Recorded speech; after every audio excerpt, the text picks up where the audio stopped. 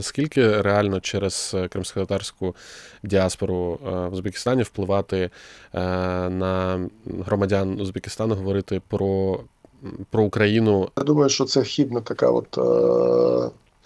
хібна уява про те, що тут люди дуже спокійно один з одним спілкуються і мають можливості там, не зважаючи, не оглядуючись назад, говорити про про свою позицію і так далі, так далі. Той період часу, який пройшла Україна і проходить Узбекистан, він все ж таки відрізняється, і тут немає того ком'юніті, які спокійно незнайомі люди можуть спокійно говорити якісь там речі і передавати, умовно кажучи, як ви говорите, правильні наративи і так далі, так далі. Цього тут не треба очікувати, бо є випадки, що люди, які тут дуже активні, навіть в своїй сторінці Facebook, потім мали такі спеціальні бесіди в спеціальних органах. Той нейтралітет, який оголосила держава, він розповсюджується на все, навіть на позицію громадян окремо. Це загрожує їй, власне, бутової навіть безпеки.